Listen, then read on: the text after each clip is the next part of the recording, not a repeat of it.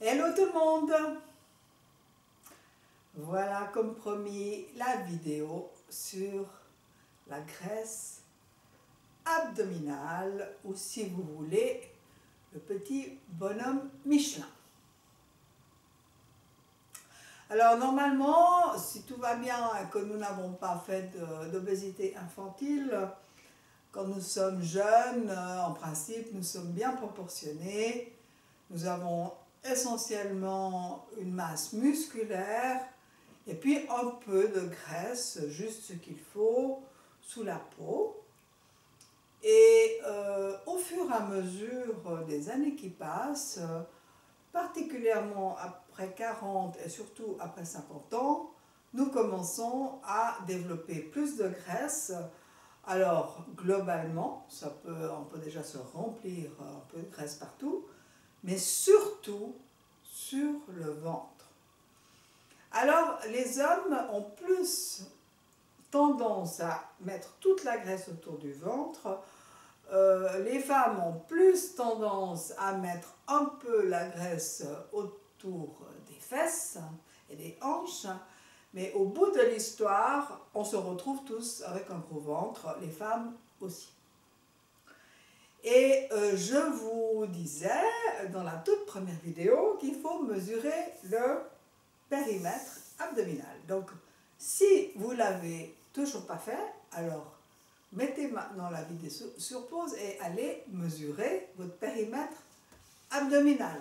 C'est très facile, c'est au niveau de l'ombilic. Et chez moi, comme je vous ai dit, c'est 83, ce qui est la limite supérieure pour une femme. Donc tout ce qui dépasse 83 sont des kilos en trop, des centimètres en trop et des kilos en trop. 1 centimètre égale 1 kilo. Et pour les hommes, c'est normal, entre 86 et 89, tout ce qui est en plus sont des kilos en trop. Donc maintenant que vous connaissez votre périmètre abdominal, alors avez-vous du poids en trop autour du ventre. C'est important de le savoir parce que la graisse autour du ventre est vraiment une très mauvaise graisse. Et là, je vous dis juste que nous avons de la graisse, on va dire, sous-cutanée, hein, qui fait que quand on prend un pli de peau, il fait à peu près 1 centimètre. Si on est sur plus, ben, il fait un peu plus sur les bras, sur les cuisses, c'est plus épais. Donc ça, c'est toujours le pli de peau, c'est exactement ce qui est sous la peau et qui nous rembourse, si vous voulez. C'est une graisse de stockage, c'est-à-dire que quand on en a parlé, quand on mange trop, le corps ne sait quoi faire. De tout ce sucre, notamment que nous avons mangé, et puis des graisses qui accompagnent, alors il va les stocker où il peut, et il les stocke sous la peau. Donc nous nous rembourrons progressivement, nous devenons toujours un peu plus gros, et à partir de 50-60 ans, tout le monde, presque tout le monde, a en tout cas 10 kilos de trop. Voilà. Donc en fait, ça veut dire que nous mangeons trop et pas bien. C'est une graisse qui n'est pas toxique, elle nous alourdit,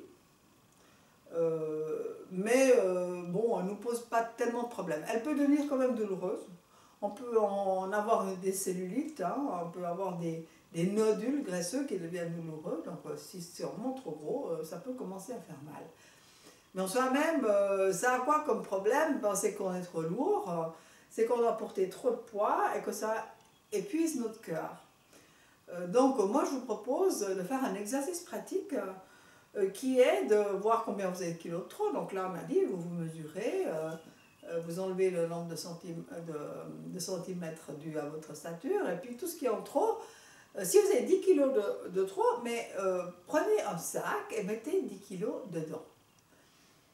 Et transportez-le, 10 kilos, c'est des berlingots de lait, c'est des emballages de sucre, c'est des boîtes de conserve, enfin voilà. Mettez 10 kilos, si c'est 15, mettez 20 kilos, éventuellement mettez les deux, et trimballez ça et voyez ce que vous portez en trop tous les jours. Ça vous dit à quel point votre cœur doit pomper beaucoup, utiliser beaucoup d'énergie juste pour transporter ces kilos. Et quand vous avez tous ces kilos, il se passe quoi? C'est qu'en été, vous avez beaucoup trop chaud. Parce que, en fait, c'est une combinaison thermique. Toute la graisse que vous avez sous la peau, elle empêche en fait la chaleur intérieure de diffuser, de s'équilibrer avec l'extérieur. Et vous crevez de chaud. On aimerait bien enlever une couche, on ne peut pas. Ça vous épuise, ça vous essouffle. On voit que tous les gens ont trop de poids, ils n'arrivent plus à marcher suffisamment vite, ils n'arrivent pas à courir. Et à part que justement ça fatigue le corps, ça peut faire de l'hypertension et ça finit par abîmer les articulations, surtout celles qui doivent porter tout ce poids, qui sont les hanches et les genoux. Donc, ce n'est pas une bonne idée d'avoir trop de poids, mais bon, c'est pas plus grave que ça. Par contre, la graisse abdominale, ça c'est un vrai souci. Et là, la graisse abdominale, c'est pas le pli de peau. Hein? C'est-à-dire, de nouveau, vous faites la même chose, vous prenez votre pneu Michelin, vous regardez l'épaisseur, hein, ça peut être comme ça, si c'est comme ça. Tout ça, c'est sous la peau. Donc, ça fait partie de la graisse sous-cutanée, qui est excessive, on est bien d'accord, ne pose pas obligatoirement de problème. Celle qui pose vraiment un problème, c'est celle qui est dans le ventre. Et là, chez certaines personnes, elles sont bourrées de graisse dans le ventre. Et donc, là, la principale cause, c'est la mauvaise alimentation. On a parlé dans la vidéo précédente des graisses qui sont hydrogénées par les industries. Ce sont des graisses qui deviennent toxiques, dont le corps ne sait pas que faire. Il irrite les muqueuses de l'intestin s'enflamme, devient poreux, et pour finir, ces mauvaises graisses toxiques vont traverser l'intestin pour se retrouver dans la cavité abdominale. Il en est de même avec ce qu'on appelle la réaction de Maillard. Je vous ai parlé de la caramélisation l'autre jour. Si vous prenez de la viande et que vous la grillez, ben vous allez voir qu'elle prend une couleur brune, caramel, et que le produit de cette caramélisation est toxique aussi. Donc tout ce qui est grillé, tout ce qui est caramélisé, ce qui donne finalement le bon goût à la viande ou même à des sucres, tout ça, ce sont des molécules qui sont toxiques et qui, lorsqu'elles sont dans un intestin enflammé, vont traverser la paroi de l'intestin, alors que ce n'est pas du tout censé être le cas, c'est censé passer tout droit. Dans un intestin en bonne santé, ça passe tout droit. Dans un intestin enflammé, parce qu'il y a trop souvent cette nourriture-là, ça va traverser. Et le corps, là, il se rend compte qu'il est en train de se faire intoxiquer par des produits qui ne lui conviennent pas du tout, qu'il ne sait pas comment éliminer, et qui risquent d'attaquer les organes dans le ventre, qui sont notamment le foie, le pancréas, les reins derrière, la rate, et tout, en fait, tout l'intestin lui-même. Et pour protéger, en fait, tous ces organes de ces toxines, eh bien, il n'a pas trouvé mieux que de fabriquer des paquets de graisse pour aller envelopper toutes ces toxines pour les rendre inoffensives. Alors, dans un premier temps, c'est pas mal du tout ce qu'il a trouvé, sauf que comme ça continue, la malbouffe, ou l'excès aussi de nourriture pour finir, parce qu'il y a quand même une histoire d'excès, eh bien, il doit fabriquer trop de graisse. Et donc là, il va se remplir le ventre de graisse. Et du coup, ça va continuer. Et ça va remplir de graisse tous les organes. Donc en fait, le foie va devenir un foie gras. C'est vraiment, c'est comme le foie gras gastronomique. Hein, je veux dire, le foie, normalement, il doit être bordeaux, un petit peu légèrement gélatineux, enfin comme on voit quand on achète du foie de veau, des choses comme ça, c'est à peu près ça la consistance du foie. Et quand on fait du foie gras, ben, on voit qu'il est devenu tout jaune, tout épais, tout gras. Et donc, nous fabriquons du foie gras. Ça veut dire que le foie est engorgé lui-même de graisse et il n'arrive plus à fonctionner comme il faut. Les fonctions du foie, c'est de la métabolisation, c'est de la catabolisation. On fait là beaucoup de travaux, des micro-travaux, mais hyper importants. Et il semblerait que le foie ait en tout cas 900 fonctions, et que du coup, ces fonctions, elles ne peuvent plus se faire comme il faut. Et quand on a un foie gras pendant trop longtemps, ça va nous prédisposer à la cirrhose. On peut en fait avoir une cirrhose sans jamais avoir bu une goutte d'alcool. Vous vous rendez compte? Uniquement par la graisse qu'on a accumulée dans le foie qui finit par devenir irritative, inflammatoire et qui détruit le foie pour en faire de la cirrhose.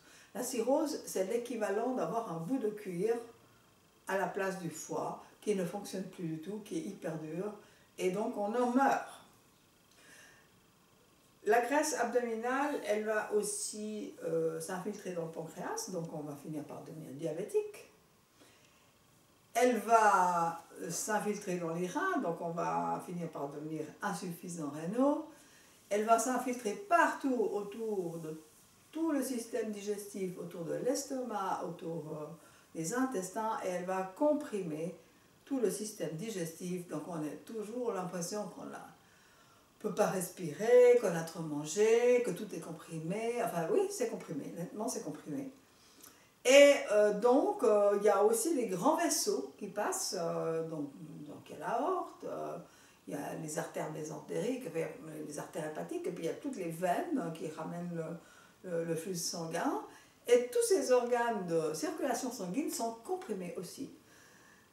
Pour finir, tout cela nous prédispose à l'hypertension, à des problématiques cardiovasculaires, dont notamment des infarctus, dont notamment des AVC.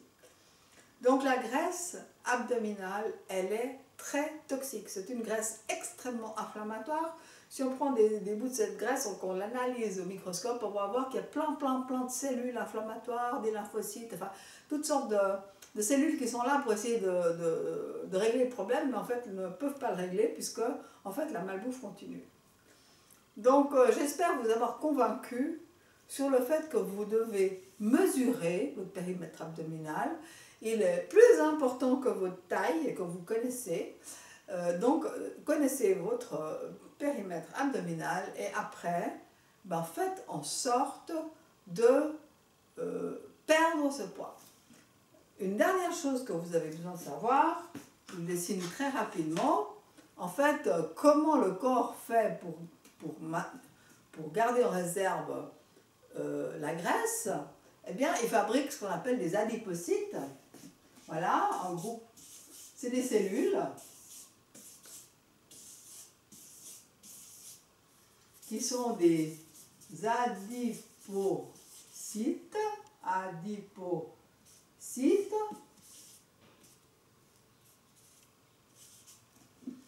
Donc, c'est des cellules uniquement pour stocker la graisse. Donc, en fait, voilà, la graisse. Hein, comme ça se passe. Et puis, on en a un certain nombre qui est déterminé, qui se fabrique pendant qu'on grandit, jusqu'à ce qu'on soit adulte. On va développer, en fait, le nombre de cellules d'adipocytes. Et ça, on va dire que ce sont des adipocytes normaux. Et quand on commence à accumuler beaucoup trop de graisse, il se passe quoi? Ben, simplement, on va remplir ces cellules beaucoup plus. Et en fait, on va avoir des adipocytes comme ça.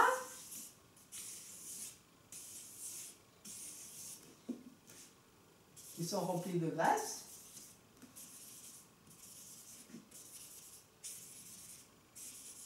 Voilà. Et ce que vous avez besoin de comprendre ici et maintenant, c'est que si vous faites des régimes amaigrissants, régime pour décider régime et revenir à la norme, eh bien, il se passe quoi? Ben, c'est juste que vous videz la graisse. D'accord? Juste, vous videz la graisse de vos cellules, de vos adipocytes. Mais vous ne perdez pas le nombre d'adipocytes. Le seul moyen pour se débarrasser des adipocytes, c'est de faire une liposuction. C'est-à-dire, on va dans vos graisses et puis on aspire, on aspire, on aspire. Donc évidemment, on aspire plein de cellules, donc là, il y en a moins. Mais si on ne fait pas de liposuction, en fait, vous avez vidé vos cellules, mais dès que vous avez pris 1 gramme de plus, elles se remplissent de nouveau. C'est pour ça qu'avec les régimes, on fait des accordéons, parce qu'en fait, on passe son temps à vider et à remplir ses cellules. Donc, il n'est plus question de faire un régime. Je vous l'ai déjà dit une autre fois, il faut changer de mode alimentaire définitivement. Et trouver une bonne alimentation adéquate et ne pas manger plus que ce qui est prévu, puisque vous allez faire regonfler vos adipocytes. Voilà, j'espère que ça vous a servi à quelque chose. Mettez des pouces, partagez, invitez des gens, laissez des commentaires et abonnez-vous.